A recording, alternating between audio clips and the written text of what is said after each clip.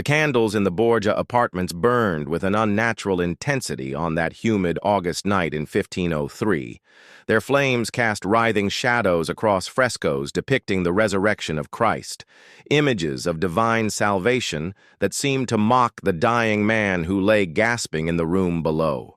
Pope Alexander VI, the Vicar of Christ on earth, Supreme Pontiff of the Universal Church, writhed on silk sheets soaked through with sweat and something darker.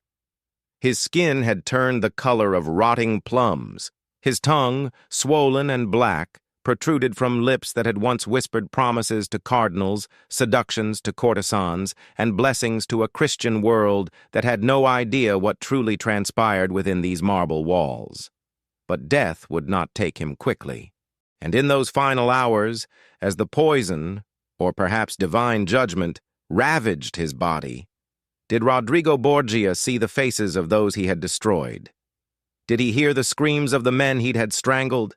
Did he smell the perfume of his daughter, with whom he'd committed acts so unspeakable that even in Renaissance Rome, a city drowning in corruption, people spoke of them only in horrified whispers? This is the story of how a Spanish cardinal became pope through bribery and manipulation, transformed the Vatican into a den of unprecedented debauchery, and left a legacy so dark that his name became synonymous with everything unholy.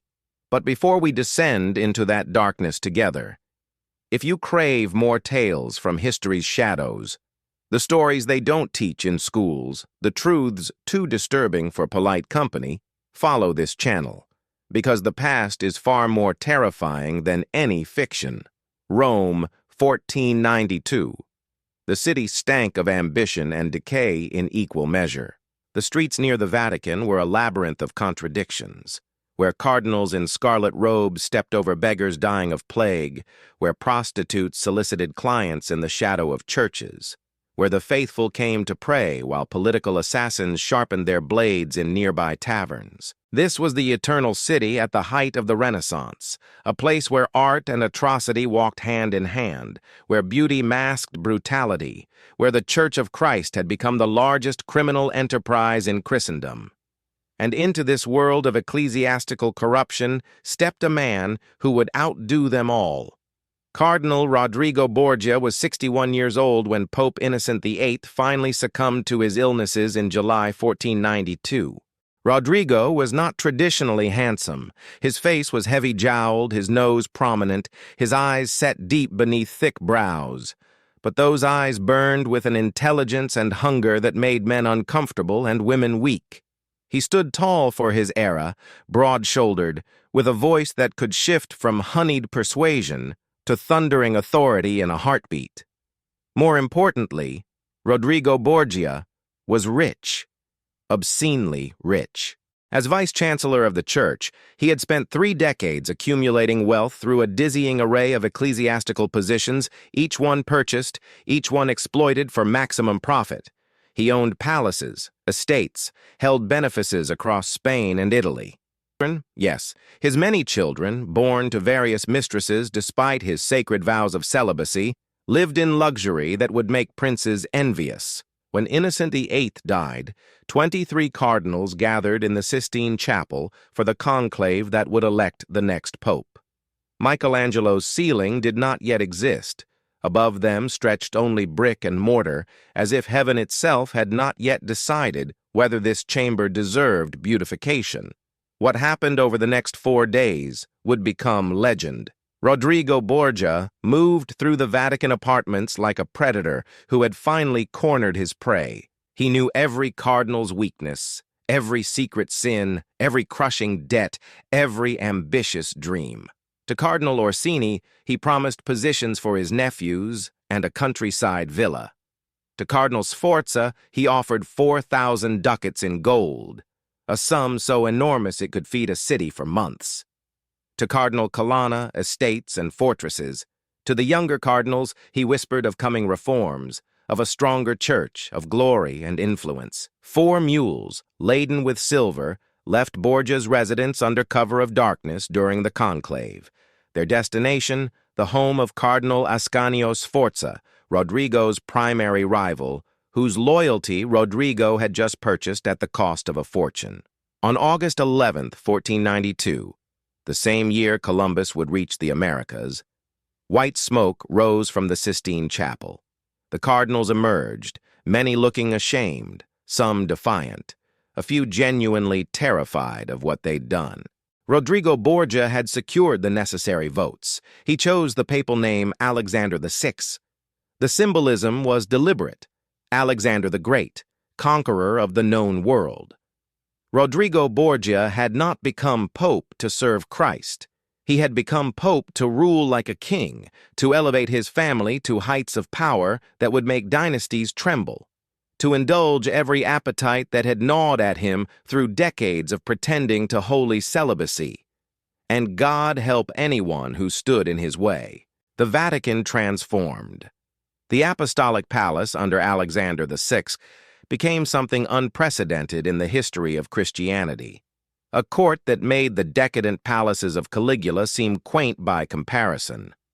Within weeks of his coronation, Alexander began a transformation that would scandal Christendom for centuries. The Vatican apartments were redecorated with obscene luxury, Persian carpets worth more than cathedrals, tapestries woven with gold thread depicting pagan mythologies, furniture carved from rare woods and inlaid with precious stones. The Pope's personal chambers featured a ceiling painted with signs of the zodiac and Egyptian gods, a bizarre fusion of astrology and ancient paganism that had no place in the home of Christ's representative on earth. But the decorations were the least of it. Alexander VI kept courtesans, beautiful, educated women, as openly as any secular prince. They walked the halls of the Vatican in gowns of silk and velvet, their laughter echoing through chambers where councils once debated matters of faith. Dinner parties in the papal apartments became infamous throughout Europe. Ambassadors wrote home in shocked, titillated tones about banquets where courses numbered in the dozens, where wine flowed like water, where dancers performed with increasing states of undress as the night progressed, where the Pope himself remained until dawn, regaling his guests with crude jokes and bawdy songs. One particular night in October 1501 would become so notorious that historians still debate whether the accounts could possibly be accurate or if they represent anti-Borgia propaganda. The event was called the Ballet of Chestnuts. 50 courtesans were invited to dine with the Pope, his son Cesare, and his daughter Lucrezia in the papal apartments. After dinner, according to Burchard, the papal master of ceremonies whose diaries provide our most detailed accounts, chestnuts were scattered across the floor. The courtesans were instructed to crawl naked between the candelabras to collect them, while the Pope, his children, and assembled guests watched and placed bets on which woman would collect the most. What followed, according to Burchard's unflinching prose, was an orgy conducted in full view of the Pope, who sat laughing and offering prizes to those who performed most frequently. True or exaggerated, this story captures an essential truth. The Vatican under Alexander VI had become a place where the sacred and the profane didn't just coexist, they fornicated in full view of Christ's altar, the Borgia blood. But Alexander's greatest crimes were not his personal debauchery. They were what he did for his children. Rodrigo Borgia had acknowledged at least 8 illegitimate children by the time he became pope, though rumors suggested there were more. His favorites were born to Vanozza de Catane, a Roman beauty who had been his mistress for over a decade, Giovanni, Cesare, Lucrezia, and Joffre. These 4 would become the instruments through which Alexander intended to carve out a Borgia kingdom in central Italy, creating a secular dynasty that would survive his papacy and rival the great houses of Europe. Giovanni, the eldest, was made Duke of Gandia and showered with wealth and military commands despite having no talent for warfare. Joffre was married to the illegitimate daughter of the King of Naples, a political alliance sealed when the boy was barely 13. But it was Cesare and Lucrezia who would become synonymous with Borgia infamy. Cesare Borgia was 17 when his father became pope, beautiful, brilliant, ruthless, and burning with ambitions that terrified even those who loved him. Alexander immediately made him a cardinal, though Cesare had no interest in the church. He wanted armies. He wanted territory. He wanted to be not a prince of the church, but a prince in his own right. Lucrezia was 12, blonde, with pale skin and dark eyes. She was already recognized as a great beauty. She was also intelligent, educated in Latin and Greek, trained in diplomacy and courtly manners. Alexander adored her above all his children, and his adoration would become the source of the most disturbing rumors in a papacy full of them. Between 1493 and 1502, Lucrezia would be married 3 times, each marriage a political calculation. Each ended when the alliance became inconvenient. Her first husband, Giovanni Sforza, found himself trapped in a nightmare when Alexander decided the marriage no longer served Borgia interests. To secure an annulment, Sforza was forced to sign documents declaring himself impotent, publicly humiliating himself before all of Italy to escape the Borgia web. But Sforza, bitter and vengeful, would spread a rumor so shocking that it echoed through centuries, that Alexander VI and Lucrezia were lovers, that the Pope had committed incest with his own daughter, that a child Lucrezia bore in 1498 was fathered not by any husband, but by Alexander himself. True or false? The Vatican locked away documents. Witnesses disappeared. The rumors persisted. Lucrezia's second husband, Alfonso of Aragon, met a more direct fate. When Cesare decided the alliance was no longer useful, Alfonso was attacked on the steps of St. Peter's Basilica, stabbed multiple times. He survived, only to be strangled in his recovery bed, reportedly on Cesare's orders, while Lucrezia was briefly absent from his side. The woman who emerged from these ordeals was no mere pawn. Letters reveal Lucrezia acting as Alexander's regent during his absences from Rome, making decisions on matters of state, corresponding with ambassadors, wielding papal authority with intelligence and skill. Was she victim or accomplice? Saint or sinner? Perhaps she was both, and neither. Perhaps she was simply trying to survive in a family that devoured everyone in its orbit. But it was Cesare who became the true monster of the Borgia legend. In 1498, Alexander released Cesare from his cardinalate, an almost unprecedented act. Cesare immediately began his transformation into a Renaissance warlord. With papal funds, he assembled an army. With papal authority, he began conquering cities across central Italy. With ruthless efficiency, he eliminated rivals through assassination, betrayal, and open warfare. Machiavelli met Cesare during this period and was so impressed by his cunning and cruelty that he would later use Cesare as the primary model for The Prince, his treatise on power politics. Cesare Borgia became the exemplar of the Renaissance strongman, beautiful, cultured, utterly without mercy, willing to murder his own brother if it served his ambitions. And that's exactly what many believed he did. On June 14, 1497, Giovanni Borgia, Duke of Gandia, Alexander's eldest son and favorite, attended a dinner party with Cesare and their mother. Afterward, Giovanni rode into the Roman night and was never seen alive again. His body was discovered days later in the Tiber River, throat cut, stabbed 9 times, still wearing his jewels and fine clothes. This was not robbery, this was murder. Personal murder. Alexander was devastated, weeping publicly, threatening to abdicate, swearing to reform the church if God would reveal his son's killer. But within weeks, his grief transformed into cold determination. He never mentioned Giovanni again. He poured all his resources into advancing Cesare's military campaigns. The whispers said Cesare had killed his brother, either from jealousy or because Giovanni stood in the way of Borgia ambitions. The whispers said Alexander knew and chose his living son over justice for his dead one. The whispers said the Pope had become so corrupted that even fratricidal murder within his own family could not shock him to repentance. Those whispers were probably right. By 1503, the Borgia machine seemed unstoppable.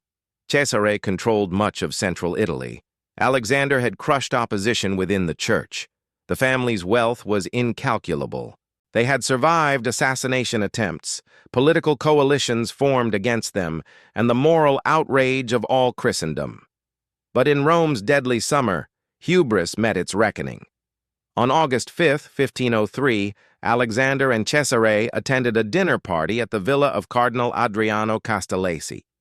It should have been another evening of wine, politics, and plotting. Instead, it became the end of everything. Within days, both father and son fell violently ill. The symptoms were unmistakable: fever, vomiting, delirium, the skin turning dark and putrid. Poison was the obvious conclusion, though theories multiplied. Had they been poisoned by enemies? By the cardinal whose party they'd attended? Or, in a twist of cosmic irony, had they accidentally drunk from their own poisoned wine, intended for Castellesi, in a confusion of glasses? Rome exploded into chaos. As word spread that the Pope was dying, the city erupted in violence. Borgia enemies emerged from hiding. Cesare's troops began melting away. Cardinals who'd spent 11 years cowering before Alexander suddenly grew bold. In the Borgia apartments, Alexander VI fought death for 11 days. His body swelled grotesquely, his skin turned black. The stench became so overwhelming that attendants fled. Priests came to administer last rites, but by then, Rodrigo Borgia was beyond speech, beyond confession, beyond repentance. He died on August 18th, at approximately 9 o'clock in the evening, surrounded not by loving family, but by servants and functionaries who could barely contain their relief. What happened next reveals how thoroughly Alexander had destroyed the dignity of the papacy. His body was so bloated and decayed that it wouldn't fit in the coffin prepared for it. Guards reportedly stomped on the corpse to force it inside. The Vicar of Christ literally trampled underfoot. The funeral was rushed, attended by almost no one. Within days, Romans were celebrating in the streets, burning effigies, singing crude songs about the Spanish devil who'd finally returned to hell where he belonged. Cesare survived the poison, but never recovered his power. Without his father's protection and resources, his territories crumbled. His enemies, the very people his cruelty had created, descended on him. Within 3 years, he would die in a minor battle in Spain, cut down in an ambush, his body stripped and left naked in a ditch. The mighty Cesare Borgia, who dreamed of carving out a kingdom, died like a common brigand in a country not his own. The Borgia dynasty died with them. So what are we to make of Pope Alexander VI, this Spanish cardinal who purchased the keys to heaven and used them to unlock every earthly pleasure and power? The facts are indisputable. He bought the papacy through bribery. He lived in flagrant violation of his vows. He used church resources to wage wars of conquest for his family. He appointed cardinals based on their willingness to pay, selling sacred offices like market goods. He presided over a court of such debauchery that even in an age of corruption, it shocked observers. The darker rumors, the incest, the poisonings, the ritual murders, are harder to confirm. But does it matter? Even if we dismiss the most lurid accusations as propaganda, what remains is damning enough. Alexander VI transformed the papacy into a hereditary monarchy, the Vatican into a pleasure palace, the Church of Christ into a tool for family advancement and personal gratification. He represents something more disturbing than simple corruption. He represents the complete inversion of everything the institution claimed to stand for, the ultimate hypocrite, preaching salvation while living as if hell were a myth invented to frighten the gullible. And yet, Alexander VI was also a brilliant administrator. He reformed the papal finances.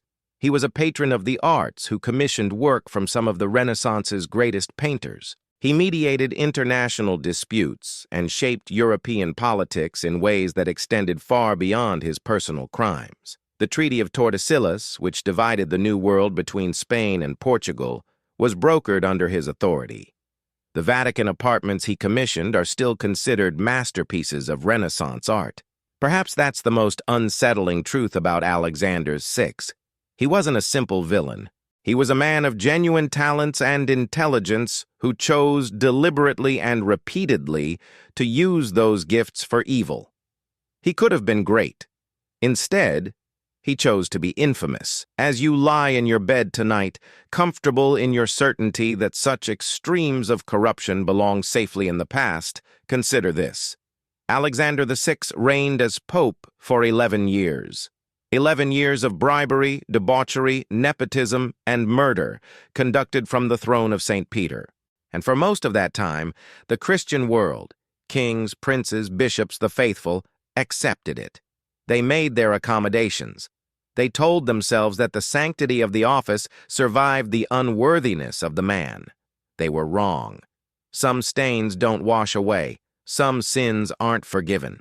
And in the bones buried beneath the Church of Santa Maria, in the frescoes on the Vatican walls, in the very stones of Rome itself, the memory of Alexander VI lingers like a curse, a reminder that the greatest horrors are committed not by obvious monsters, but by men who convince themselves that power justifies everything, that authority excuses anything, that the rules that govern ordinary humans don't apply to those who've climbed high enough above them.